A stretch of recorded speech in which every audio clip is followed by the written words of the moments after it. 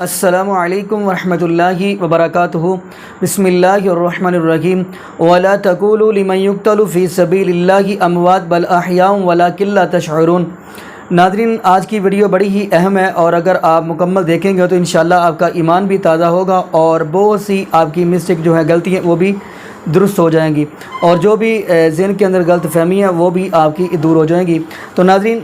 یہ آپ کو بتاتا چلوں، جیسا کہ آپ کو اس بات کا علم ہوگا کہ جیسے ہی یکم محرم شروع ہوتا ہے اور آپ یہ دیکھتے ہیں دنیا کے اندر نبی پاک صلی اللہ علیہ وسلم کے نواسے حضرت حسین رضی اللہ تعالی عنہ کی شہادت کے تذکرے کیے جاتے ہیں۔ تو ایسے ہی ناظرین، آپ کو ایک ایسی ویڈیو دکھانے جا رہے ہیں اور اس ٹاپک کے اوپر بات کر رہے ہیں۔ تو ڈاکٹر ذاکر نائک حافظہ اللہ تعالی یہ کربلا کے حوالے سے جو گفتگو کر رہے ہیں، یعنی نبی پاک صلی اللہ علیہ وسلم کے نواسے حضرت حسین رضی اللہ تعالی عنہ کی شہادت کے بارے میں جو گفتگو کر رہے ہیں، ناظرین آج ہم ڈاکٹر ذاکر نائک کی زبانی آپ کو یہ سنائیں گے۔ تو آئیے ناظرین مل کے وہ ہم ویڈیو دیکھتے ہیں، تو پھر انشاءاللہ اسی والا سے ہم بھی گفتگو کریں گے۔ تو آئیے ناظرین مل کے ویڈیو دیکھتے ہیں۔ They do rally out on the road. What is it actually? بھائی صاحب نے سوال کیا کہ ہم دیکھتے ہیں کہ مسلمان لوگ اپنے جسم کو مارتے ہیں اور خون کرتے ہیں، کیا ہے؟ قرآن مجید میں کہا بھی نہیں لکھا ہے کہ مسلمان شوڈ کیئر دی باڈی۔ قرآن مجید میں کہا نہیں لکھا ہے کہ اپنے جسم کو مارنا چاہیے۔ جہاں تک کہ صحیح حدیث ہے، صحیح حدیث میں اللہ کے فرماتے ہیں اگر انتقال ہوتا ہے آپ کے گھر والے کا یا کوئی نقصان ہوتا ہے، میکسیمم آپ 3 دن تک سوگ بنا سکتے ہیں، 3 دن سے زیادہ نہیں، کیونکہ کسی کا بھی انتقال ہوتا ہے وہ اللہ کی طرف سے ہے۔ تو انتقال ہونے کے بعد بھی، موت کے بعد بھی اگر آپ کو سوگ منانا ہے، اگر آپ کو you want to wail and cry, maximum 3 days،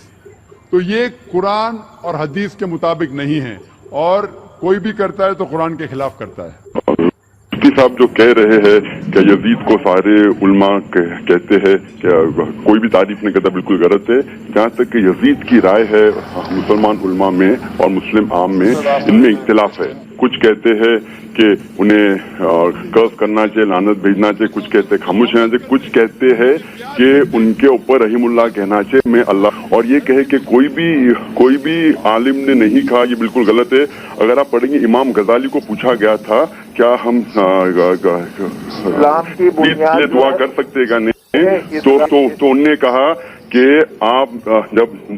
امام غزالی سے پوچھا کیا یزید بھیجنا چاہیے تو انہوں نے کہا نہیں۔ جب ان سے پوچھا تھا کہ رحیم اللہ کہہ سکتے، انہوں نے کہا کہنا مستحب ہے، یعنی رحیم اللہ کہنا، ان کو دعا دینا بہتر ہے، اور یہ لکھا ہے قائد شریعت من اکبر یزید، پیج نمبر 57-59۔ اور امام غزالی یہ بھی کہتے ہیں کہ یزید مسلمان تھا، اور جب ہم دعا کرتے اللہ مغفر لی مسلمان مسلمات، تو اس کے اندر ارے مسلمان اور مرد بھی آ جاتے ہیں، اور یہ میں دعا کے اندر انکلوڈیڈ ہے۔ اور جب آپ پڑھتے صحیح بخاری میں پڑھیں گے، صحیح بخاری کا نمبر 4 ہے، بک نمبر جہاد، حدیث نمبر 2924 میں لکھا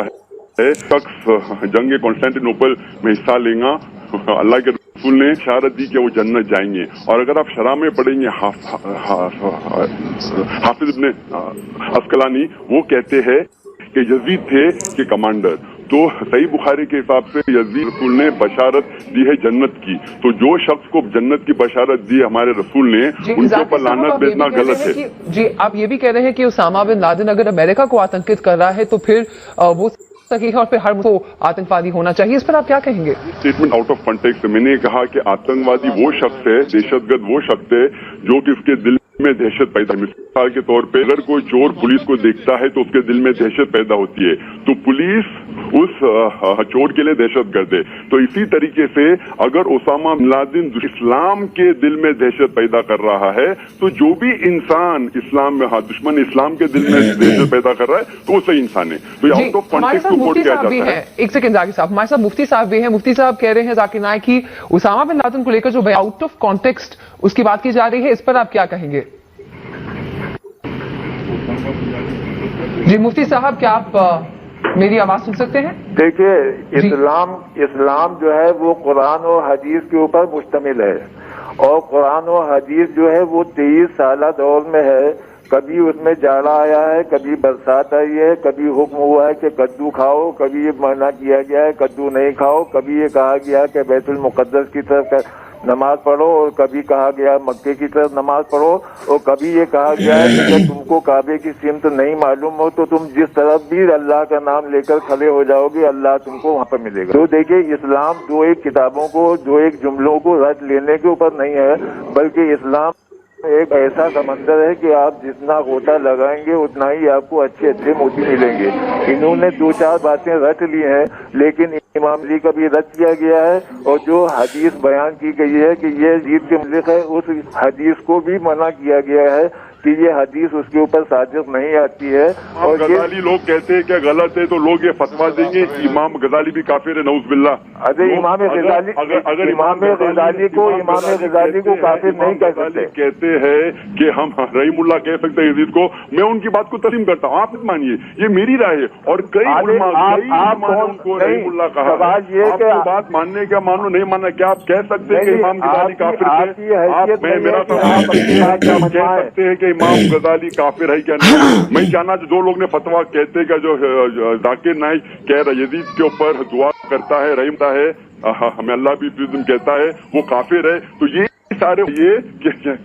امام غزالی بھی کافر ہے۔ آج ہمارے پاس فتویٰ ہے، دارالعلوم دیوبند کا فتویٰ ہے، ندوہ کا فتویٰ ہے، جماعت اسلامی کا فتویٰ، حدیث کا کہ مسلمان میں اختلاف ہے، آپ ان کو دعا کر سکتے نہیں بھی کر سکتے۔ کئی لوگ نے کہا دعا ہے تو آپ فتویٰ لگائیں گے سارے دارالعلوم کافر ہے؟ ہمیں یہ اور جو کہہ رہے تھے حضرت حسین رضی اللہ عنہ کے شان میں گفتاری کرنا، میں نے یہ جو بھی اصل قاتل ہے حسین رضی اللہ عنہ کا، میں کہتا ہوں لعنت ہے، میں یہ نہیں جانتا ہوں کس نے اس کا قتل کیا ہے، تو جو بھی اصلی قاتل ہے اس کے اوپر لعنت ہے، میں بار بار کہہ چکا ہوں، لیکن لوگ میرے اسپیچ کو بیچ میں سے لے کے توڑتے ہیں، اسی لیے یہ دیکھنا چاہیے صحیح کانٹیکسٹ میں کرنا چاہیے۔ جی جو بھی مولانا صاحب نے کہا بالکل صحیح کہا، یہ ہے، اور میں عام پبلک میں ایسے باتیں جس پہ تفرقہ پیدا بھی نہیں کرتا ہوں، لیکن کوئی اگر مجھ سے بات کر لیتا ہے یا ٹی وی پہ انٹرویو سوال پوچھ لیتا ہے تو میں کوشش کرتا ہوں کہ صحیح جواب دے، لیکن مسلمان میں تفرقہ پیدا کرنا بالکل غلط ہے۔ قرآن کی آیت ہے سورہ عمران سورہ 3 آیت 103 میں وَاعْتَصِمُوا بِحَبْلِ اللَّهِ تَفَرَّقُوا، کہ آپ سب لوگ سارے مسلمان ایک ساتھ ہو جاؤ اور آپس میں مت بٹو، اور اللہ کی رسی کو مضبوطی سے پکڑو۔ اللہ کی رسی قرآن اور صحیح حدیث ہے، اس لیے جب بھی میں جواب دیتا ہوں قرآن اور صحیح حدیث سے دیتا ہوں، اور قرآن کے بعد سب سے بہترین کتاب حدیث کے اللہ کے رسول کی جو ہے وہ صحیح بخاری، تو جو بھی میرا حوالے کے ساتھ بخاری کہتا ہے، تو میں یہ جو بھی میں رائے بولتا ہوں اپنی ذاتی رائے نہیں پیش کرتا، بھی قرآن کا حوالہ دیتا ہوں، اکثر لوگ حوالہ نہیں دیتے، میں قرآن کا نمبر پیش کرتا ہوں، سورہ نمبر، آیت نمبر، حدیث بھی پیش کروں گا تو حدیث نمبر پیش کروں گا، اور یہ جو رائے جو یزید کے بارے میں بھی یہ بھی کئی علماء کی رائے ہے، تو یہ کہنا کہ میں ذاتی رائے بالکل لوگ کیا، کیونکہ کچھ لوگ کو میرے خلاف آندولن کرنا ہے اور میری عزت پہ حملہ کرنا ہے، میرے اسپیچ کو توڑ کے عام کر رہے ہیں۔ سچا مسلمان یہ جانتا ہے کہ میں اتنے تقریر محمد صلی اللہ علیہ وسلم کی عظمت میں اتنے تقریر کیا ہوں، میں یہ نہیں کہتا ہوں کہ صرف مسلمان کو محمد صلی اللہ علیہ وسلم کو ماننا چاہیے، بھی ماننا چاہیے، بدھ کو بھی ماننا چاہیے، عیسائی کو بھی ماننا چاہیے، یہود کو بھی ماننا، تقریر پڑھو، اور میں کوشش کرتا ہوں یکسانیت کے لیے، ہمیشہ میں کبھی بھی تفرق نہیں پسند کرتا ہوں، اور جہاں تک کہ ٹیررزم کا سوال ہے، میں نے اتنے تقریر کی ہے ٹیررزم کے خلاف، جہاں تک کہ مجھے خود D M district magistrate of Lucknow نے، جب لوگ نے مجھ پہ الزام آخر کہتا ہے کہ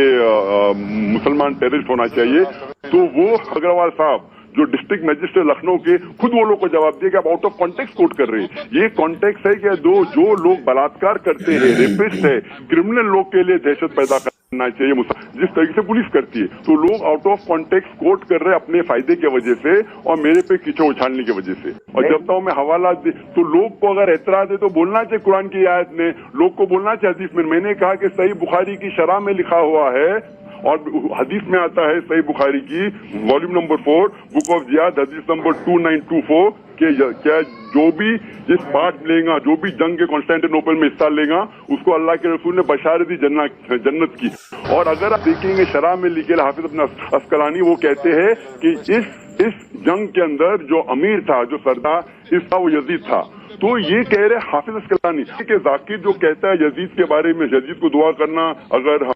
کفر ہے، کو کہنا چاہیے کہ امام غزالی بھی کافر ہے، نعوذ باللہ، کہنا چاہیے گا کہ جو صحیح بخاری میں لکھے لفظ और ये भी कहने लगेगा ये बहुत हाफिज इब्न कसानी में गलत किया। ये बहुत लंबी बहस है जिसके ऊपर 2-4 मिनट में और टीवी पर गुफ्तगू नहीं की जा सकती है। इसके लिए सारे उलमा के फैसले हैं, उन सारे उलमा के फतवे हैं, देवबंद का फतवा। मैं कमाल बोल रहा हूँ, मैं जाकिर नायक साहब से एक सवाल पूछना चाहता हूँ। मैं कमाल बोल रहा हूँ, मैं जाकिर नायक साहब से ये पूछना चाहता हूँ कि आज जब हिंदुस्तान पे जा रहा है, चंद्रयान भेजा जा रहा है, ये रिसर्च हो रही है कि चांद पे क्या चीजें, उस जमाने में क्या इस आना कि आज से 1400 पहले कौन जन्म में गया था,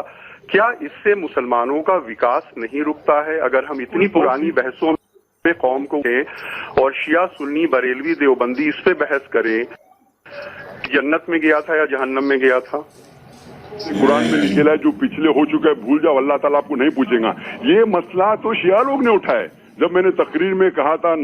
लास्ट दिसंबर में 2 तारीख को, मैंने वो सवाल को ज्यादा वजन नहीं देने के लिए सवाल को अवॉइड, वो शिया सुन्नी के दरमियान तफरों का पैदा करने वाला सवाल था, सवाल को अवॉइड करने के लिए मैंने डिटेल में नहीं गया। इन लोग ने इस बात को उठाए, तो आप लोगों जो ऑब्जेक्शन लिए उनको आपको पूछना चाहिए। जब उलमा में इख्तिलाफ है, उनने इस बात पे ऑब्जेक्शन क्यों उठाए? तो आप लोग उनसे कहना चाहिए, मुझे नहीं कहना चाहिए। मुझे इस बात में कोई भी इंटरेस्ट नहीं है। ये मेरा वक्त जाया करना है कि मुसलमान के दरमियान बात करना चाहिए, अजीज को दुआ करना चाहिए कि नहीं करना चाहिए। ये तो क्योंकि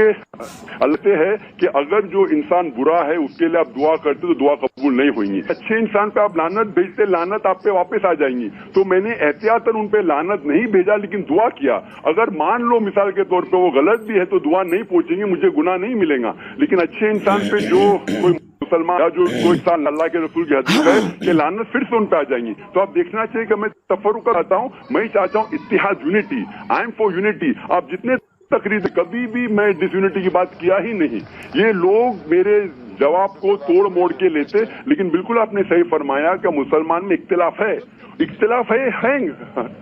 और हैंगा, लेकिन इख्तिलाफ को इतना बढ़ाव करके सिर्फ मुझे चुनना, आप अगर हिम्मत है, जो इंसान हक पे ये कहना चाहिए कि सारे लोग जो यजीद को दुआ कर गजाली नौज बिल्ला वो भी काफिर है, सही बुखारी में जो हदीस है जिसने शरह लिखी हाफिज इब्न अस्कलानी वो भी काफिर है, दम है तो ये बोलो उनको। कोई भी कभी नहीं कहेगा, ये मैं भी नहीं कहता हूँ कि कहना चाहिए, क्योंकि इन लोग खुसूसन मुझे पिक कर रहे, मुझे टारगेट कर रहे। इससे मालूम पड़ता है ये लोग बुज़दिल है। अगर सही मुसलमान है तो उन पे आके कहना चाहिए, जो भी यजीद की तारीफ करता है, चाहे इमाम गजाली हो, चाहे डॉक्टर ज़ाकिर हो, चाहे हाफिज इब्न अस्कलानी हो, और ये फतवे है मेरे पास देवबंद के, मैं नहीं देता हूँ, देवबंद के फतवे है मेरे पास, नजवा का फतवा है, जमात इस्लामी के अमीर का फतवा है, मेरे पास अहले हदीस का फतवा है कि इसमें इख्तिलाफ है, लेकिन अगर आप दुआ करेंगे, रहीमुल्लाह कहेंगे यजीद का, तो इसमें कोई गुनाह नहीं है। कुछ फतवे कहते हैं कि मुस्तहब है कहना, तो मैं आलिमों की बात मान रहा हूं, तो ये बाकी लोग आलिमों के खिलाफ जा रहे हैं। तो अगर इनमें हिम्मत है, सड़क लगाए के ये सब उलमा गलत कह रहे, खुसूसन एक आदमी को पकड़ना, और क्योंकि वो लोग मैं चाहता हूं मुसलमान एक हो, ना ही मुसलमान हिंदू सिख ईसाई मुसलमान सब एक हो, तो आप ये एकता के ऊपर ये जो मेरा मिशन है एकता का, उसके ऊपर चोट पहुंचा रहे। इंशाअल्लाह अल्लाह मेरे साथ रहेगा, और मैं हमेशा हक की बात कहूंगा। और ये देखना चाहिए कि लोग को साथ लेना चाहिए, तफर्रुक को पैदा नहीं करना चाहिए। ये इशू मैं ही उठाया, कुछ लोग ने जो पाकिस्तान से ईमेल भेजे वो लोग ने इशू उठाया, बाद में बंबई के शिया लोग ने उठाया। तब उनसे पूछिए कि क्यों जो यूनिटी के खिलाफ है। अगर मैं शिया के बारे में मैं भी जानता हूँ, लेकिन कभी शिया के खिलाफ मैंने बात नहीं किया। अगर मैं कहूँ कि शिया के खिलाफ क्या क्या फतवे है, तो लोग में ये हो जाएंगे, जायज हो जाएगा। मैं जानता हूँ, मैं शिया की किताब पढ़ चुका हूँ, नाजुल बलाग पढ़ चुका हूँ, काफी पढ़ चुका हूँ, मैं उसूल काफी। इसके अगर मैं हवाला देने लगूंगा तो लोग को भारी पड़, और मैं देना भी नहीं चाहता हूँ, क्योंकि ये अगर मैं हवाला देने लगूंगा तो शिया लोग को मुश्किल हो जाएगा। मैं हमेशा बात करता हूँ यूनिटी की। और ये सवाल जो गैर मुस्लिम ने पूछा था मेरे कॉन्फ्रेंस में लास्ट टाइम, ये कभी भी किसी भी ग्रुप के खिलाफ पब्लिक में नहीं कहा, नाम लेके कभी भी नहीं कहा, और कहना भी नहीं चाहता हूं। मैं यूनिटी के साथ हूं। तो ये लोग जो इश्यू को बढ़ा रहे, 1400 साल गुजर के कुरान के आयते जो हो चुका पहले उसको भूल जाओ, अल्लाह ताला उनसे पूछेगा क्या सही था क्या गलत था। आज 1400 साल बाद इस करना चाहिए, मैं बिल्कुल खिलाफ हूँ। जी नाज़रीन, आपने ये वीडियो मुलादा फरमाई और ज़ाकिर नाइक हाफिज़हुल्लाह ताला की आपने गुफ्तगू सुनी। और ज़ाकिर नाइक हाफिज़हुल्लाह बड़े ही کمال کی گفتگو کی ہے، اور یہ بھی آپ کو پتہ ہوگا کہ انہیں جو الفاظ بولے ہیں کہ میرے اوپر کوئی بھی بات نہ کرے۔ تو آئیے ناظرین، میں جس حوالے سے گفتگو کرنے جا رہا ہوں، پہلے ہم سلسلہ سیاح کی حدیث پڑھتے ہیں۔ نبی پاک صلی اللہ علیہ وسلم کی چاچی جان ام فضل رضی اللہ تعالی عنہا، یہ سلسلہ سیاح کی حدیث ہے۔ نبی پاک صلی اللہ علیہ وسلم کی چاچی ام فضل کو یہ خواب آتا ہے کہ نبی پاک صلی اللہ علیہ وسلم کے جسم کا ٹکڑا میری گود میں آ گیا۔ اب نبی پاک صلی اللہ علیہ وسلم کو ام فضل یعنی نبی پاک صلی اللہ علیہ وسلم کی چاچی جان نے نبی پاک صلی اللہ علیہ وسلم کو یہ اپنی خواب سنائی۔ تو نبی پاک صلی اللہ علیہ وسلم نے تعبیر کیا کی، فرمایا اس سے مراد یہ ہے کہ اللہ پاک میری بیٹی سیدہ فاطمہ رضی اللہ تعالی عنہا کو بیٹا دے گا اور وہ آپ کی گود میں کھیلے گا۔ یہ سلسلہ سیاح کی حدیث ہے۔ تھوڑی دیر گزری تو نبی پاک صلی اللہ علیہ وسلم کی آنکھوں سے آنسو جاری ہیں اور رو رہے ہیں۔ تو چاچی جان فرمانے لگی، اللہ کے نبی جی کیا بات ہے، آپ کیوں رو رہے ہیں؟ فرمایا چاچی جان کیا بتاؤں کہ جبریل امین میرے پاس آئے ہیں اور انہوں نے آ کر بتایا کہ اس میرے بیٹے کو دریائے فرات کے کنارے شہید کر دیا جائے گا، اور مجھے مٹی بھی لا کر دکھائی گئی۔ یہ تو سلسلہ سیاح کی حدیث ہے۔ تو ناظرین، اب بات کرتے چلیں کہ آپ اس چیز پہ حیران ہو گئے کہ یہ وہی کوفی ہیں جنہوں نے نبی پاک صلی اللہ علیہ وسلم کے صحابی حضرت علی المرتضیٰ رضی اللہ تعالی عنہ سے بھی وفا نہ کی، اور بلکہ نبی پاک صلی اللہ علیہ وسلم کے نواسے حضرت حسن سے بھی انہوں نے وفا نہ کی۔ اور اگر آپ دیکھیں گے تو ناظرین، جلال العیون یعنی شیعہ کی کتاب کا آپ مطالعہ کریں گے تو ان کے اندر کیا لکھا ہوا ہے، انہوں نے خود ہی لیٹر بھیجے یعنی خط بھیجے ہیں، اور جلال العیون کے اندر کیا لکھا ہوا ہے کہ 18,000 خط لکھے، خط ایک ہی نہیں مانو ہوتا، 18,000 خط لکھ کر انہوں نے نبی پاک صلی اللہ علیہ وسلم کے نواسے حضرت حسین رضی اللہ تعالی عنہ کو کوفے میں بلایا۔ اب اگلی بات کرتے ہیں، جو نبی پاک صلی اللہ علیہ وسلم کے نواسے حضرت حسین رضی اللہ تعالی عنہ نے اپنے بھائی مسلم بن عقیل کو بھیجا ہے کہ جاؤ حالات کا جائزہ لے کے آؤ۔ اب مسلم بن عقیل کے پیچھے آپ ناظرین جلال العیون کا مطالعہ کریں گے تو کتنے کوفیوں نے پیچھے نماز پڑھی، اور جب عبید اللہ ابن زیاد نے اعلان کیا کہ ان کو ہم معاف نہیں کریں گے جنہوں نے ان کے پیچھے ان کے ہاتھ پہ بیعت کی ہے، تو سارے کوفی پیچھے سے بھاگ گئے ہیں۔ اب ناظرین یہ بھی بتاتا چلوں، اور کچھ لوگوں کا یہ بھی کہنا ہے کہ استغفر اللہ یزید کے بارے میں کچھ لوگ بڑی نرمی رکھتے ہیں۔ میرا ان سے یہ سوال ہے کہ پہلے تو گورنر تھا نعمان بن بشیر نے ایک بڑا پیارا جملہ کہا، انہوں نے کہا کہ میں ان کے ساتھ بڑی ہی نرمی پیار محبت سے نبی پاک کے نواسے سے پیش آؤں گا، میں پیار سے ان کے ساتھ گفتگو کروں گا، کیونکہ یہ نبی پاک صلی اللہ علیہ وسلم کا نواسہ حضرت حسین ہے، میں ان کے اوپر سختی نہیں کروں گا بلکہ ان سے میں محبت کروں گا۔ یزید نے ہی گورنر کو ہٹایا نا، یزید نے ہی نعمان بن بشیر کو اتارا ہے، یزید نے ہی نعمان کو اتارا ہے، اور یزید نے ہی عبید اللہ ابن زیاد کو بنایا۔ عبید اللہ ابن زیاد وہی لعنتی بندہ ہے، ظالم بندہ ہے، جنہوں نے نبی پاک صلی اللہ علیہ وسلم کے نواسے حضرت حسین رضی اللہ تعالی عنہ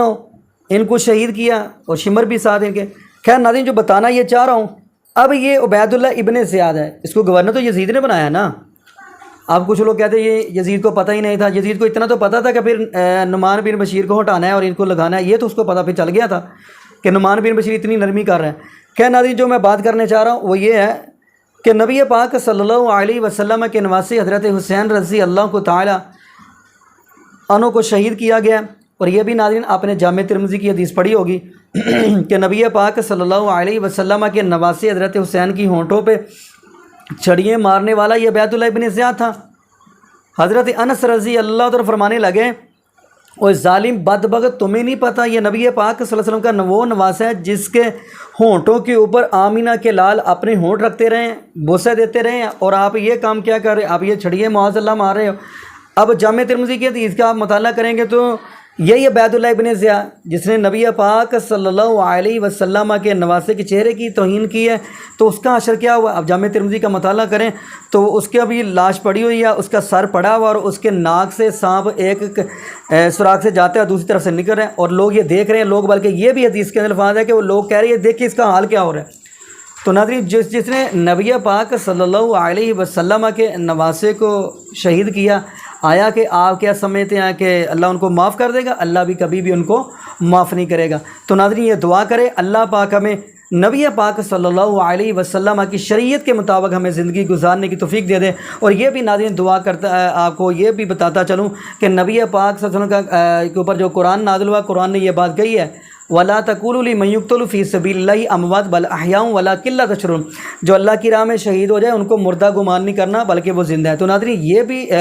یقین مانی آج کل کے یہ بھی لوگ ہیں کہ زندہ کا ماتم کرنا شروع کر دینا۔ تو ناظرین دعا کرے اللہ پاک ان کو ہدایت نصیب فرما دے۔ جزاکم اللہ خیرہ، احسن الجزاء۔ السلام علیکم ورحمۃ اللہ وبرکاتہ۔